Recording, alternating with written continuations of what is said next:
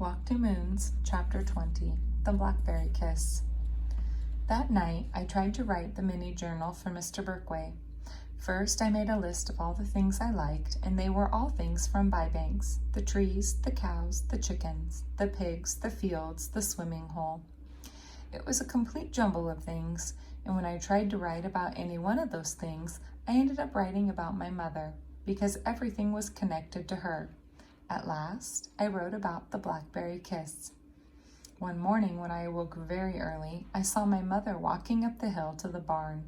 Mist hung about the ground, finches were singing in the oak tree beside the house, and there was my mother, her pregnant belly sticking out in front of her.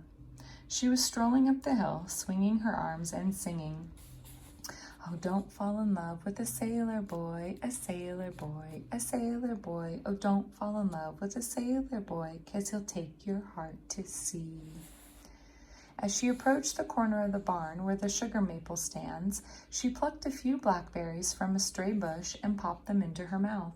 She looked all around her, back at the house, across the fields, and up into the canopy of branches overhead. She took several quick steps up to the trunk of the maple, threw her arms around it, and kissed that tree soundly. Later that day, I examined this tree trunk.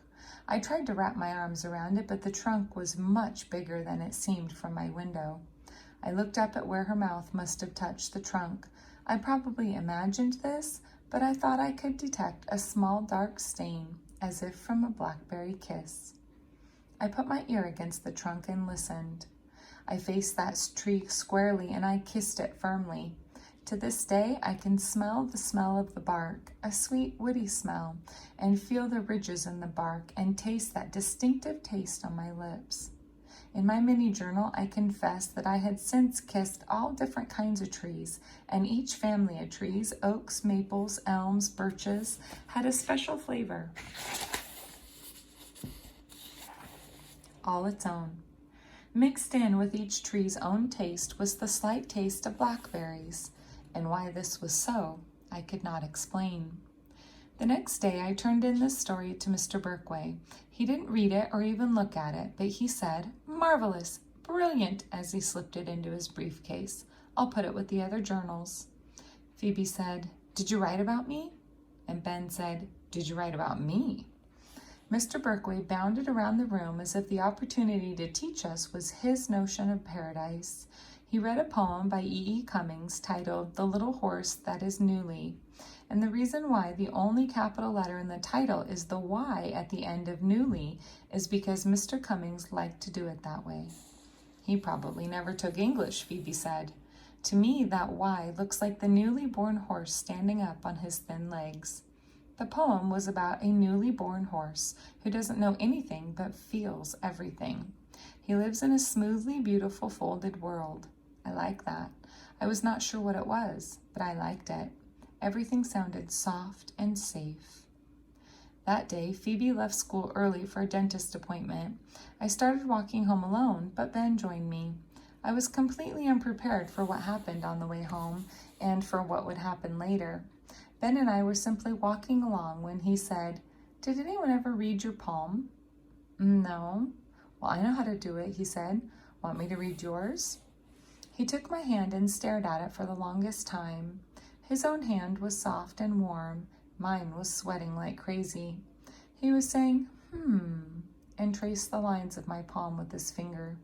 It gave me the shivers, but not in an entirely unpleasant way. The sun was beating down on us, and I thought it might be nice to stay there forever with him, just running his finger along my palm like that. I thought about the newly born horse who knows nothing and feels everything. I thought about the smoothly beautiful folded world. And finally, Ben said, "Do you want the good news first or the bad news?" The bad news. It isn't real bad, is it?" He coughed. "The bad news is I can't really read palms." So I snatched my hand away. "Don't you want to know the good news?" he asked. I started walking. "The good news is you let me hold your hand for almost 5 minutes and you didn't flinch once." I didn't know what to make of him. He walked me all the way to my house, and even though I refused to speak to him, he waited on the porch until I was ready to go to Phoebe's, and then he walked me to her house. When I knocked at Phoebe's door, Ben said, "I'll be going now." I took a quick look at him and turned back to the door, but in that instant that I was turning my head, he leaned forward, and I do believe his lips kissed my ear. I was not sure that this was what he intended. In fact, I was not sure it happened at all, because before I knew it, he hopped down the steps and was walking away. The door inched open, and there was Phoebe's round face, as white and frightened as you could imagine. "Quick," she said, "come in." She led me into the kitchen. On the kitchen table was an apple pie, and beside it were 3 envelopes, one for Phoebe, one for Prudence, and one for their father. I opened my note, Phoebe said, showing it to me. It said, "Keep all the doors locked and call your father if you need anything. I love you, Phoebe," and it was signed, Mom. I didn't think too much of it. "Phoebe," I said, I know, it doesn't sound terrible or anything. In fact, my first thought was, well, good, she knows I'm old enough to be here by myself. I figured she was out shopping or maybe even decided to return to work, even though she wasn't supposed to go back to Rocky's Rubber until next week. But then Prudence came home and opened her note. Phoebe showed me the note left for Prudence. It said, "Please heat up the spaghetti sauce and boil the spaghetti. I love you, Prudence," and it was signed, Mom. I still didn't think too much of it, but Phoebe was suspicious. Prudence made the spaghetti while I helped Phoebe set the table. Phoebe and I even made a salad. "I do feel sort of independent," Phoebe said. When Phoebe's father came home, Phoebe showed him his note. He opened it and sat down, staring at the piece of paper. Phoebe looked over his shoulder and read his note out loud. "I had to go away. I can't explain. I'll call you in a few days." I had a sinking feeling. Prudence started asking a million questions. What does she mean? Go away where? Why can't she explain? And why didn't she tell you? Did she mention this? A few days?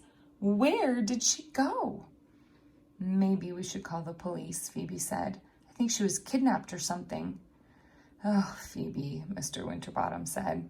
"I'm serious," she said. "Maybe a lunatic came in the house and dragged her off." "Phoebe, that is not funny." "I'm not being funny. I mean it. It could happen." Prudence was still asking her questions. "Where did she go? And why didn't she mention this? Didn't she tell you? Where did she go?" "Prudence, I honestly can't say," her father said. "I think we should call the police," Phoebe repeated. "Phoebe, if she was kidnapped, would the lunatic, as you say, allow her to sit down and write these notes?" He stood up and removed his coat and said, "Let's eat." As I left, Phoebe said, "My mother has disappeared. Sal, don't tell anyone. Don't tell a soul." At home, my father was slumped over the photo album. He used to close the album quickly when I came in the room, as if he were embarrassed to be caught with it. Lately, however, he didn't bother to close it. It was as if he didn't have enough strength to do that. On the open page was a photo of my father and my mother sitting in the grass beneath the sugar maple.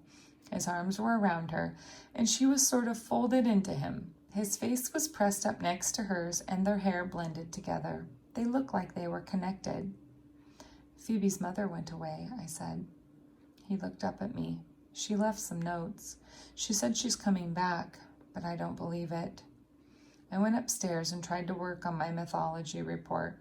My father came to the doorway and said, "People usually come back." Now I can see that he was just talking in general, just trying to be comforting. But then, that night, what I heard and what he said was the tiniest reassurance of something that I had been thinking and hoping. I had been praying that a miracle would happen and my mother would come back and we would return to Bybanks and everything would be exactly as it used to be.